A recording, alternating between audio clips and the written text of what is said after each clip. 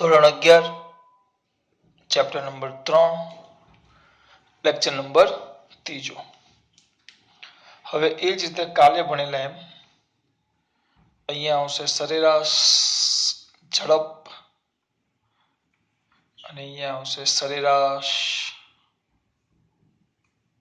વેગ બે થિયરી એક તફાવત દરેક મુદ્દો એક એમસીક્યુ બરાબર તો ચાલુ કરશું બેટા આપણે સરેરાશ ઝડપ તો સરેરાશ ઝડપને એમ કહેવાય પહેલું પદાર્થે કાપેલા ઝડપ જો આપણે બે વસ્તુ અંતર અને સ્થાનાંતર એટલે કે પથ લંબાઈ અને સ્થાનાંતર અંતર પદાર્થના ગતિપથની કુલ લંબાઈને પથ લંબાઈ કહેવાય એક જ દિશામાં કાપેલા અંતરને પેલું કુલ પેલું એક જ દિશા એ તમને યાદ છે ભૂલ ન થવી જોઈએ યાદ રહેવું જોઈએ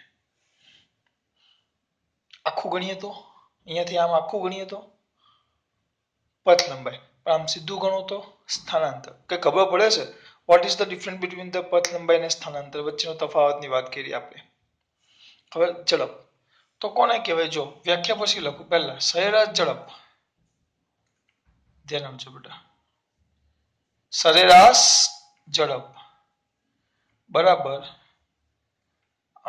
કુલ પથ લંબાઈ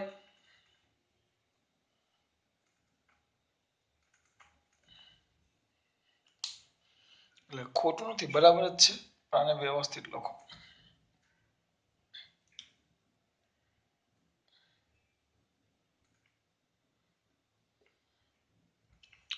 સરેરાશ ઝડપ બરાબર કાપેલું કોણે મેં કે તમારે પદાર્થે કાપેલું કુલ અંતર એટલે કે પથ લંબાઈ છેદમાં તે માટે લાગતો સમય એટલે આના પરથી એમ કહેવાય વ્યાખ્યા લખ્યું હોય તો પદાર્થે શું કરેલા બેટા કાપેલા કેવા અંતર બેટા કુલ અંતર ફરી પાછું પદાર્થે કાપેલા કુલ અંતર અને તે માટે લાગતા સમયના પદાર્થે કાપેલા કુલ અંતર અને તે માટે લાગતા સમયના ગુણોત્તરને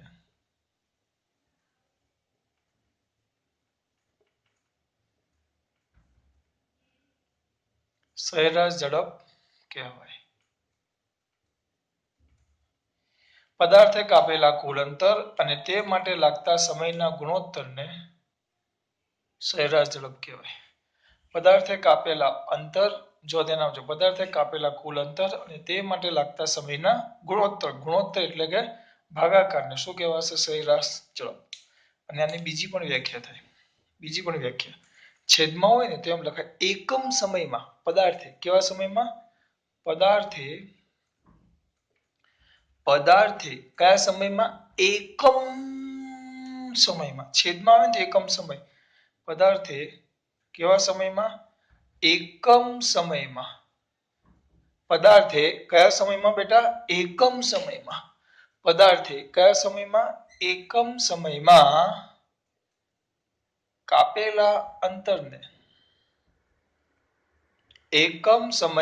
કાપેલા અંતરને તે પદાર્થની એકમ સમયમાં કાપેલા અંતરને તે પદાર્થની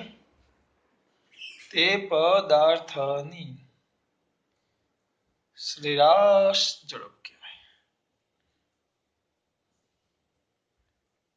ચલો આ દીકરાઓને આમાં કઈ પ્રોબ્લેમ નથી લખ્યું છે એક જ વસ્તુ પણ આ વ્યાખ્યા લખ્યું કહેવાય ને આ સૂત્ર લખ્યું કહેવાય સરેરાશ ઝડપ એટલે કાપેલું અંતર છેદમાં તે માટે લાગતો સમય તો આના પરથી એવી જ વ્યાખ્યા આવે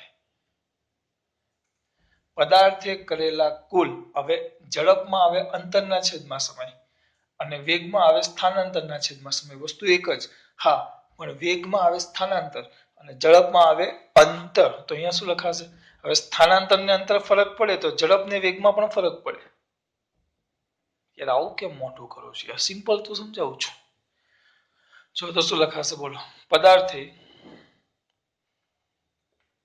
કરેલા કુલ સ્થાનાંતર અને કરેલા કુલ સ્થાનાંતર અને તે માટે લાગતા કરેલા કુલ સ્થાનાંતર અને તે માટે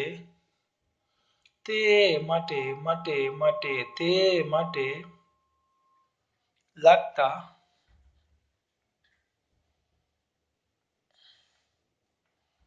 સમયના ગુણોત્તરને તે પદાર્થનો સરેરાશ વેગ કહેવાય તે પદાર્થનો અહીંયા લખાય તે પદાર્થની સરેરાશ શું કહેવાશે ઝડપ તો તે પદાર્થનો સરેરાશ શું કહેવાશે વેગ તો મારા દીકરા તરત બોલશે સર સરેરાશ વેગ તો સરેરાશ વેગ એટલે પદાર્થે કરેલું કુલ સ્થાનાંતર કોણે પદાર્થે કરેલું કુલ સ્થાનાંતર છેદમાં તે માટે લાગતો સમય તો આની વ્યાખ્યા લખી તો આમાં શું લખ્યું સમય છેદમાં હતો તો એકમ સમયમાં કાપેલા અંતરને તો અહીંયા શું લખાશે પદાર્થે છેદમાં કોણ છે સમય તો પદાર્થે છેદ એને એકમ લઈ લેવાનો તો એકમ સમયમાં અહીંયા ઉપર અંતર હતું તો કાપેલું અંતર તો અહીંયા ઉપર સ્થાનાંતર છે તો કરેલા સ્થાનાંતરને એકમ સમયમાં અહીંયા શું હતું ઝડપ બરાબર અંતરના છેદમાં સમય તો અહીંયા એકમ સમયમાં કાપેલું અંતર અહીંયા સ્થાનાંતરના છેદમાં એકમ સમયમાં કરેલા સ્થાનાંતરને તે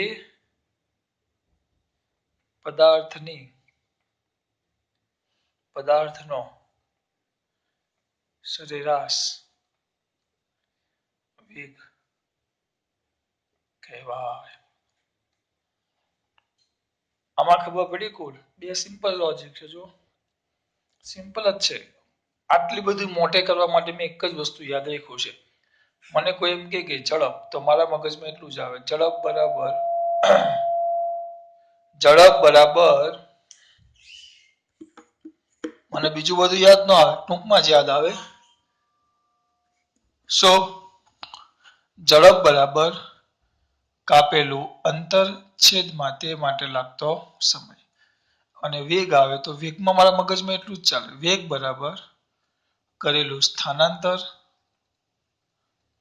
છેદમાં તે માટે લાગતો સમય ત્રણ મુદ્દા હું હવે આ બે આટલું જ યાદ રાખું ચલો ઝડપ તો શું આવે પદાર્થે કરેલા કાપેલા કુલ અંતર અને તે માટે લાગતા સમયના ગુણોત્તરને ઝડપ કહેવાશે સરેરાશ ઝડપ બરાબર કાપેલું કુલ અંતર છેદમાં તે માટે લાગતો સમય એકમ સમયમાં પદાર્થે એકમ સમયમાં કાપેલા અંતરને શું કહેવાય સરેરાશ ઝડપ વેગ પદાર્થે કરેલા કુલ સ્થાનાંતર અને તે માટે લાગતા સમયના ગુણોત્તરને સરેરાશ વેગ કહેવાશે પછી સૂત્ર લખી નાખ્યું આવ્યું પછી એકમ સમયમાં કરેલા સ્થાનાંતર તે પદાર્થનું શું કહેવાશે બેટા સરેરાશ વેગ પછી બંનેના એકમ ચલો આનો એકમ લખો એકમ નાના છોકરાને આવડે એકમ ઉપર છે અંતર છેદમાં સમય એટલે શું આવશે બેટા મીટર પર સેકન્ડ વ્યવસ્થિત લખવું એને તો મીટર પર સેકન્ડ આમ લખાય તરત જ એનું પારિમાણિક સૂત્ર તો શું આવશે m0 l1 t-1 આવી ગયું m0 l1 t-1 આમાં એ જ આવશે કારણ કે સ્થાનાંતરનું એકમ પણ મીટર જ કહેવાય તો અહીંયા શું આવશે આનું એકમ મીટર પર સેકન્ડ જેને મીટર પર સેકન્ડ કહેવાય અને એનું પારિમાણિક સૂત્ર m0 l1 t - 1 એ તો આપણે ભણી ગયા, બીજા ચેપ્ટરમાં ભણી ગયા બધાના પારિમાણિક સૂત્ર. પછી આમાં જો આ મીટર પર સેકન્ડ ઉપર છે અંતર એ અદિશ રાશિ છે. સમય તો અદિશ જ છે, સમયની દિશા હોય નહીં, એટલે સરેરાશ ઝડપ છે ને એ અદિશ રાશિ છે જેને દિશા હોતી નથી. આ કઈ રાશિ છે? અદિશ રાશિ છે. આની વાત કરો તો સ્થાનાંતર સદિશ, સમય અદિશ પણ સ્થાનાંતર કેવું આવ્યું? સદિશ. એટલે આ કઈ રાશિ છે? સદિશ રાશિ છે. આ કઈ રાશિ છે? સદિશ. એમાં દિશા આવશે તો સર સદિશ રાશિ હોય તો એમાં દિશા આવે તો દિશા ક્યાં? તેની દિશા સ્થાનાંતરની દિશામાં હોય. અત્યારે યાદ રાખો, ઉદાહરણ સાથે આપણે ભણશું ચોથા ચેપ્ટર.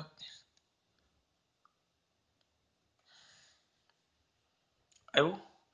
પદાર્થે કાપેલા કુલ અંતર અને તે માટે લાગતા સમયના ગુણોત્તરને સરેરાશ શું કહેવાશે? ઝડપ. પદાર્થે કરેલા કુલ સ્થાનાંતર અને તે માટે લાગતા સમયના ગુણોત્તર અને તે પદાર્થનો સરેરાશ શું કહેવાશે? વેગ. ઝડપ બરાબર કાપેલું અંતર છેદમાં સમય. થઈ ગયું બેટા. આ બધું તમારે જો હવે આ સેમ મુદ્દા થાય, આ સમાન મુદ્દા થાય, આ બે મુદ્દા સમાન થાય પણ તફાવતમાં આ બે ન લખાય. ખબર પડી તમને? કાલે ભણી ગયેલા આપણે. યાદ છે? આ બે સમાન મુદ્દા થાય, આ બે મુદ્દા આટલો ભાગ સમાન થાય, તફાવતમાં ન લખાય. જ્યારે આ અસમાન મુદ્દા થાય. બાબુ ખબર પડે છે? આ સમાન થાય છે, આ કેવાય આ સમાન થયા, બાકીના બધા તફાવતમાં આવે. હજી એક મુદ્દો આમાં આવે, યાદ કરો. અંતર કેવું હતું? ધન, ઋણ કે શૂન્ય ગમે તે હોઈ શકે. અંતર ખાલી ધન જ હોય. હું યાર સામું જોવો છો. હવે જો કુલ અંતરના છેદમાં સમય, અંતર હંમેશા ધન હોય ને સમય તો ધન જ હોય, સમય ઋણ નો હોય. એટલે એનો મતલબ એમ થયો તો ઝડપ પણ સરેરાશ ઝડપ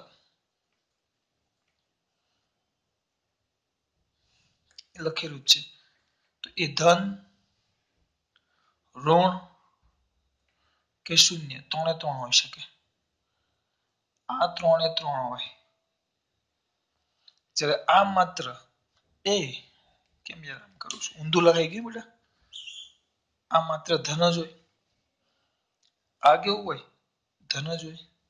હું તમને હમણાં સાબિત કરીને આપીશ, ઉદાહરણ લઈશું. જ્યારે આ ધન, ઋણ અને શૂન્ય ત્રણે ત્રણ હોઈ શકે. કાલે ભણેલા જ છે. કેમ? કારણ કે આમાં કોણ છે? સ્થાનાંતરના છેદમાં સમય. તો સ્થાનાંતર ધન, ઋણ કે શૂન્ય હોય. આમાં શું હતું? અંતરના છેદમાં સમય. અંતર ધન જ હોય, સમય તો ધન જ હોવાનો, સમય કદી પણ ઋણ હોવાનો નથી. તેના પરથી થયું આ ધન જ હોય. ધન, ઋણ કે શૂન્ય હોય. હજી આટલામાં ખબર પડી? અને આને એક મુદ્દો અહીંયા આવશે. કયો? યાદ કરો, કાલ ભણેલા. તમને જો કોઈ એમ પૂછે કે સરેરાશ ઝડપ અને સરેરાશ વેગ વિશે માહિતી આપો, તો સરેરાશ ઝડપ એના કરતા મોટી જ હોય વેગ કરતા, અથવા એના જેટલું. કાલ ભણેલા સ્થાનાંતર અને અંતરમાં એ જ રીતે. ચલો, આ તમારો તફાવત થઈ ગયો. દરેક મુદ્દે એક MCQ થઈ ગયો, વ્યાખ્યા થઈ ગઈ, સૂત્ર થઈ ગયું, બે થિયરી થઈ ગઈ. સરેરાશ ઝડપ પૂછે તો આ લખવાનું, સરેરાશ વેગ પૂછે તો આ લખવાનું, બે નો સંબંધ, બે નો તફાવત પૂછે તો આ લખવાનું. આ બે ના સરખા મુદ્દા, તફાવતમાં બે મુદ્દા ન આવે, કારણ કે તફાવતમાં બે અલગ હોવું જોઈએ. પછી આ બધા MCQ છે ને આ બધા MCQ દરેક નીચેના મુદ્દા. દાખલામાં આ સૂત્રના કામ આવશે. ચપાસો જોઈ લઈએ એકવાર. પહેલા કોણ? સરેરાશ. બોલો તમે કેવું? સરેરાશ ઝડપ. સરેરાશ ઝડપ એટલે તમારું આ મારો વાળો. ચલો શું તો હું ભૂલી ગઈ બેટા. ચલો, પદાર્થે કાપેલા કુલ અંતર અને તે માટે લાગતા સમયના ગુણોત્તરને સરેરાશ ઝડપ કહેવાય. પદાર્થે કરેલા, હવે આ બાજુ બે હાથા રાખો એટલે આ ઝડપ અને આ સરેરાશ ઝડપ અને આ સરેરાશ વેગ. તો ઝડપ, આ ઝડપ. પદાર્થે કાપેલા કુલ અંતર અને તે માટે લાગતા સમયના ગુણોત્તરને. પદાર્થે કરેલા સ્થાનાંતર અને તે માટે લાગતા સમયના ગુણોત્તરને. પદાર્થે કાપેલું કુલ અંતર છેદમાં તે માટે લાગતો સમય. પદાર્થે કરેલું કુલ સ્થાનાંતર છેદમાં તે માટે લાગતો સમય. ઉપર અંતર છે તો નીચે સમય છે, નીચે સમય ઉપર અંતર, તો એકમ સમયમાં પદાર્થે કાપેલા અંતરને ઝડપ કહેવાય. એકમ સમયમાં પદાર્થે કરેલા સ્થાનાંતરને ઝડપ કહેવાય. આનો એકમ આવે મીટર પર સેકન્ડ, આનો એકમ આવે મીટર પર સેકન્ડ. એ જ આવશે L1 T-1, M0 L1 T-1, M0 L1 T-1 થઈ ગયું. આમાં અંતર ને સમય બે અદિશ છે એટલે આ અદિશ રાશિ, સ્થાનાંતર અને સમય, સ્થાનાંતર અને સમય પણ ઉપરનો સદિશ છે એટલે આ સદિશ રાશિ. અને દિશા ક્યાં હોય? સ્થાનાંતરની દિશામાં. ઓલવેઝ ધન જ હોય, આ ધન ઋણ કે શૂન્ય ત્રણ હોઈ શકે. પતી ગયું. ખબર પડી બેટા? નોટમાં આ રીતે વ્યવસ્થિત તફાવત સ્વરૂપે વ્યવસ્થિત લખવાની એટલે ખબર પડે તમને. આગળ હવે સર આ એક તમારે મને હવે તમારે સર અમને બે વસ્તુ સમજાવવાની, બાકી બધી ખબર પડી ગઈ. કઈ? એક આ ધન જ હોય, ધન ઋણ કે શૂન્ય હોય, અને એક આ સંબંધ. આ મારે તમને સમજાવવાનું. ચલો પૂછી નાખું છું, હવે જોઈ લેજો. દીકરો મારો લડકાયો તેનો તેતર છે.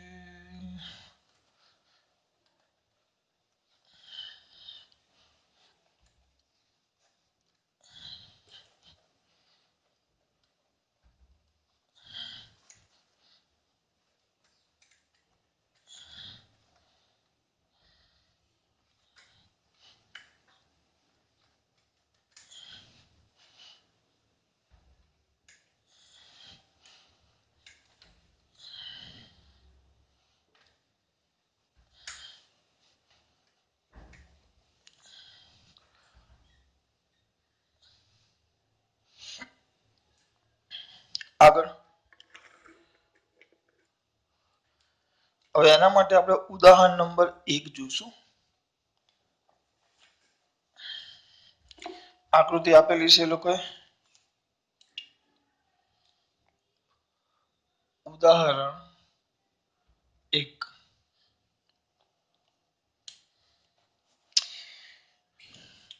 એ લોકો એમ લખે છે 3.1 એટલે ત્રીજા ચેપ્ટરનું પહેલું ઉદાહરણ.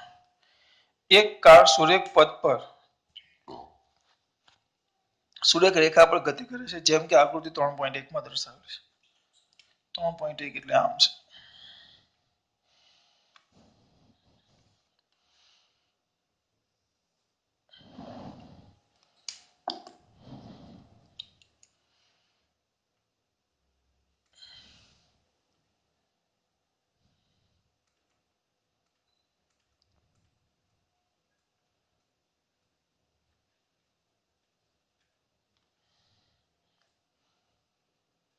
ચાલીસ, 80, 120,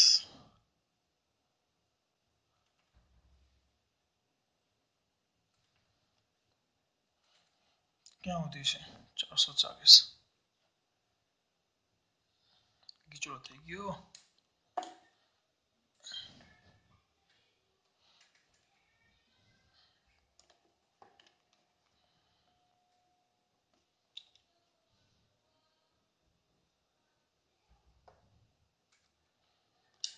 વાય ગીચડો કરી.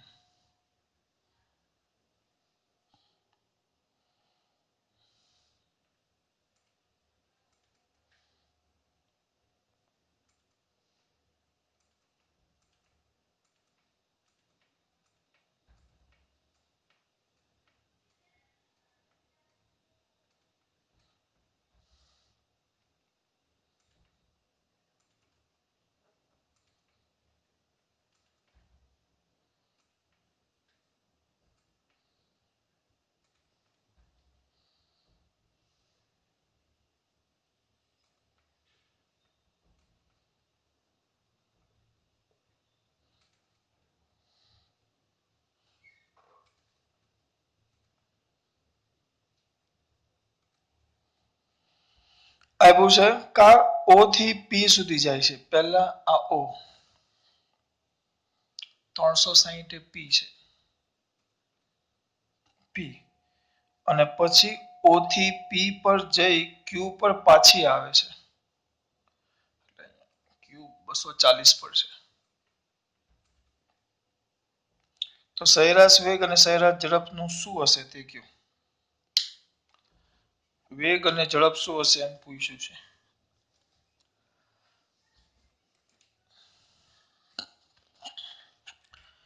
આવજો ધ્યાન. વેગ અને ઝડપ શું હશે એ તમને પૂછ્યું છે. વેગ અને ઝડપ. મારો વારો મને ખબર છે. તો પહેલા જો પહેલા ઓ થી પી. ચલો ઓ થી પી માટે એ સમય તો આપણે જોયું નહીં.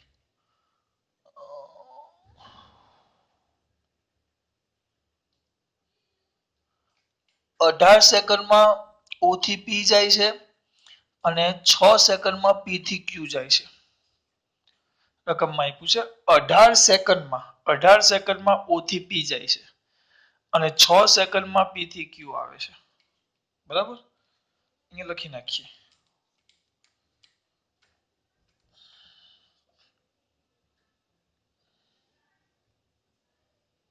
અઢાર સેકન્ડમાં ક્યાં જાય? ઓ થી પી. અને 6 સેકન્ડમાં પી થી ક્યુ. આ દાખલો છે. ચલો ઓ થી ક્યાં જાય છે? પી માટે. ઓ થી પી માટે. ઓ થી કયા માટે? પી માટે. તો પહેલા કાપેલું અંતર તો ડાયરેક્ટ ખબર પડે. કાપેલું અંતર કેટલું થાય? 0 થી ચાલુ કરો. ઓ થી પી તો અંતર કેટલું? 360. બરાબર. અને લાગતો અંતર આટલું. કરેલું સ્થાનાંતર તો બે એક જ થયું જો, કારણ કે એક જ દિશામાં છે તો ચોક્કસ દિશામાં એટલું જ અંતર કાપે. તો કેટલું થાય? 360. હા, એકમ લખો મીટર. મીટર. અને લાગતો સમય તો એ સમય આપેલો છે કેટલો? 18 સેકન્ડ. હવે આપણે બે વસ્તુ શોધવાનું છે. એક આવશે સરેરાશ ઝડપ. સરેરાશ ઝડપ બરાબર કાપેલું અંતર છેદમાં તે માટે લાગતો સમય. અંતર કેટલું? 360. છેદમાં તે માટે લાગતો સમય કેટલો? 18. તો કેટલો થયો બેટા? 18 દુ 36 એટલે 20 મીટર પર સેકન્ડ. કોણ? સરેરાશ ઝડપ. તમારી સરેરાશ ઝડપ આવી 20 મીટર પર સેકન્ડ. એ જ રીતે સરેરાશ ઝડપ પછી આવે સરેરાશ વેગ. તો સરેરાશ વેગ એટલે કરેલું સ્થાનાંતર છેદમાં તે માટે લાગતો સમય. તો સ્થાનાંતર કેટલું? 360. અને સમય કેટલો? એ પણ 18. તો 20 જ થઈ ગયું. જો સરેરાશ વેગ અને સરેરાશ ઝડપ બંને એક સરખું થાય.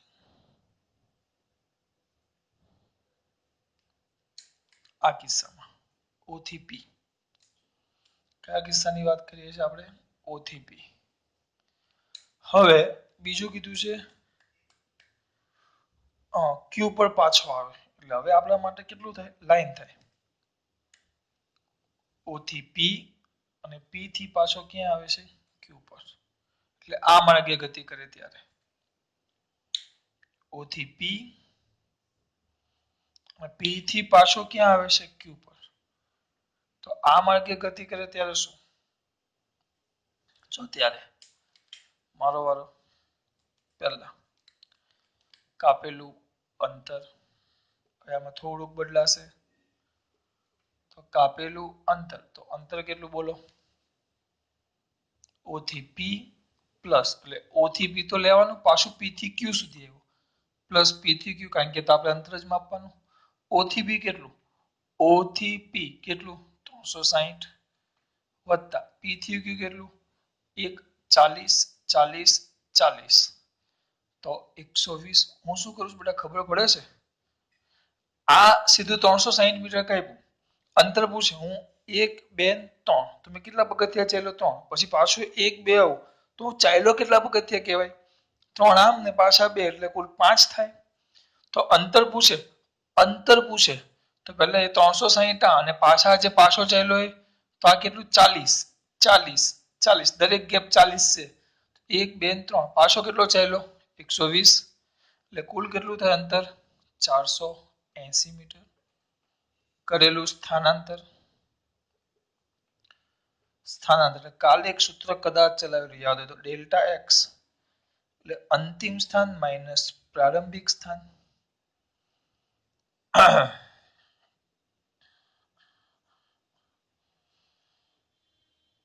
અંતિમ સ્થાન માઇનસ પ્રારંભિક સ્થાન તેનું છેલ્લું ફાઇનલ સ્થાન કયું છે ક્યુ તો 240 માઇનસ પ્રારંભિક સ્થાન કેટલું 0 તો કેટલું થાય 240 જ થાય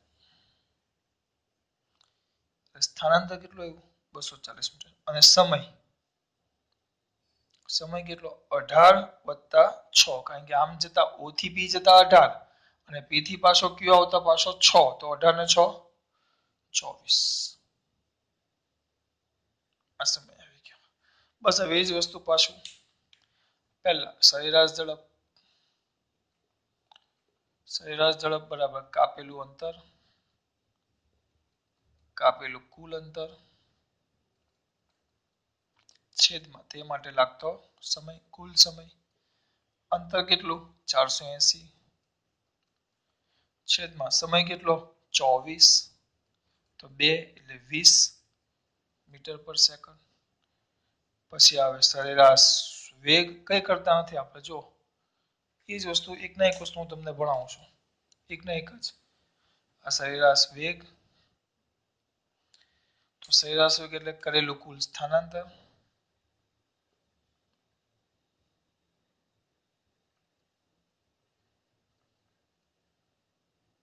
છેદમાં તે માટે લાગતો સમય તો કરેલું કુલ સ્થાનાંતર કેટલું 480 છેદમાં સમય કેટલો સોરી દીકરા સ્થાનાંતર આવેલું 240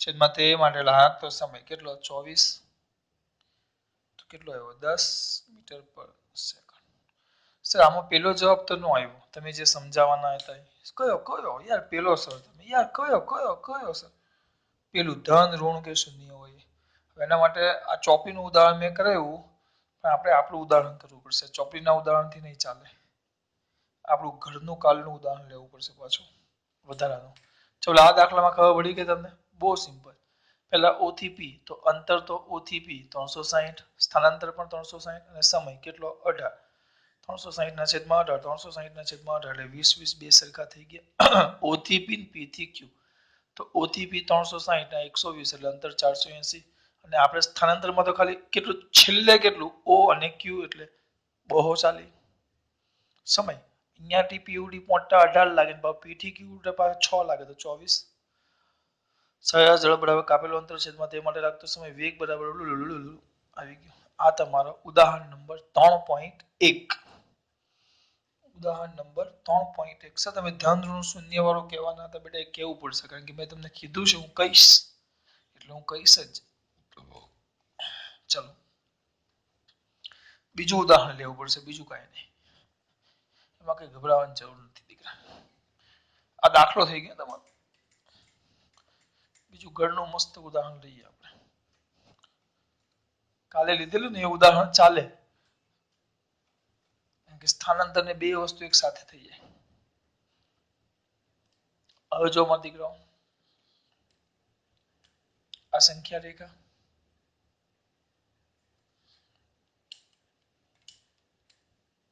0 10 20 30 40 50 -10 -20 -30 બરાબર પહેલા આપણે અહીંયા P સ્થાને હોય પહેલા P સ્થાને પછી Q સ્થાને આવે અને ત્યાંથી પાછું અહીંયા છેલ્લે S સ્થાને એટલે પહેલું, આ બીજું,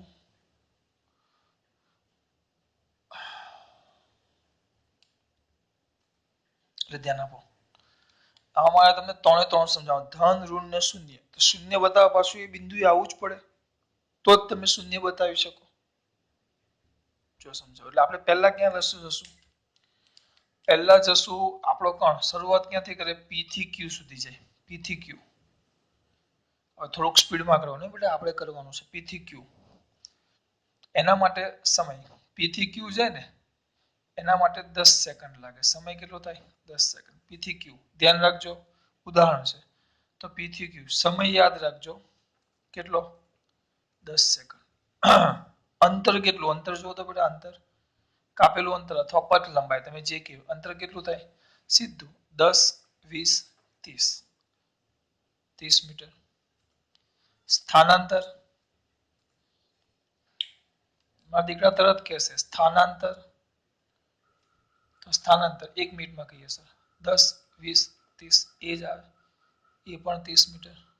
બે સરખું જ આવ્યું અંતર, સ્થાનાંતર ને સમય પણ મળી ગયો. બરાબર. હવે આ સ્થાનાંતર આવી ગયું. હવે તો કેટલું થાય જો, તો તમને એમ પૂછે સરેરાશ ઝડપ.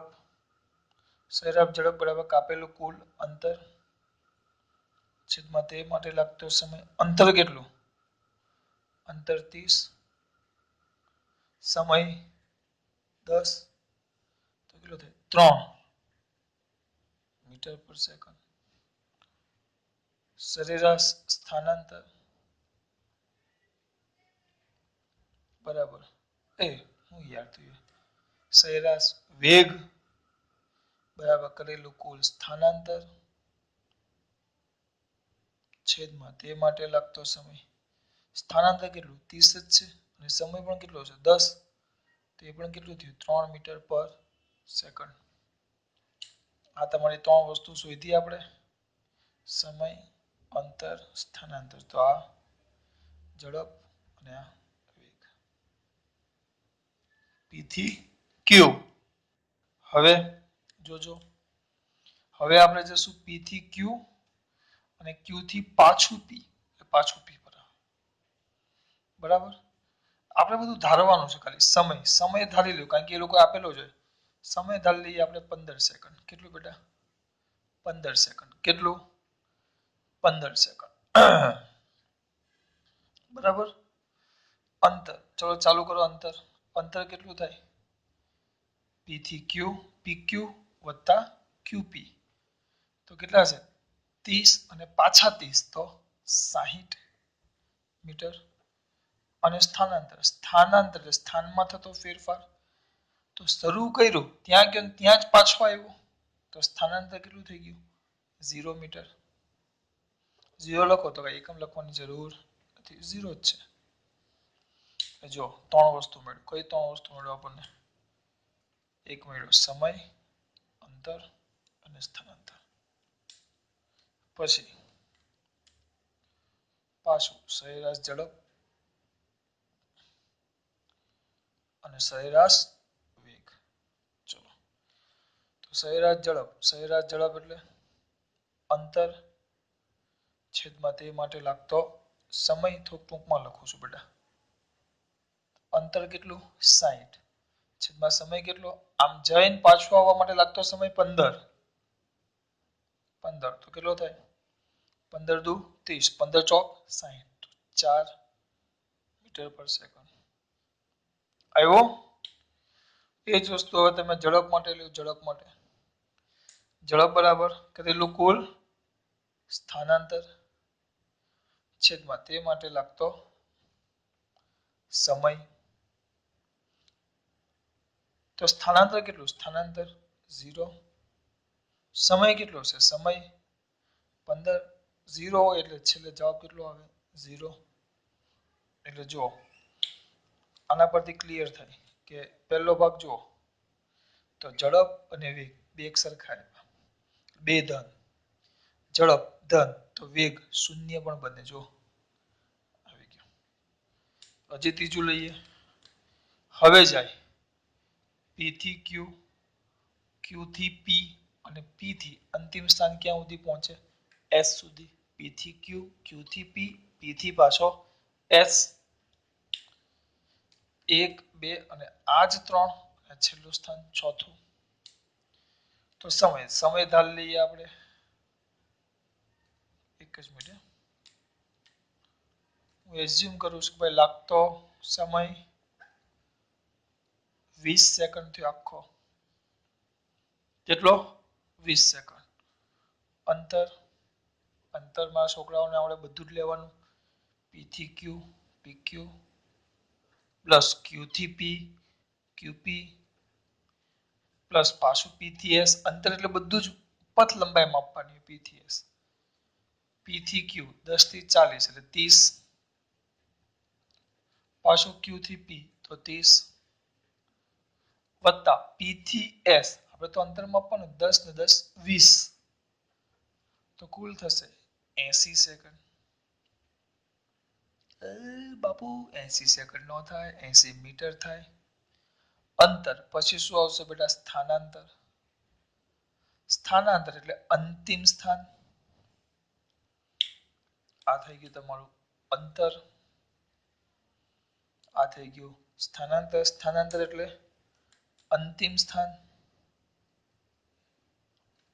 માઇનસ પ્રારંભિક સ્થાન ધ્યાન આપજો ફરવું એટલે પાછું મોઢું ફેરવી નહીં દેતા અંતિમ સ્થાન કેટલું છે -10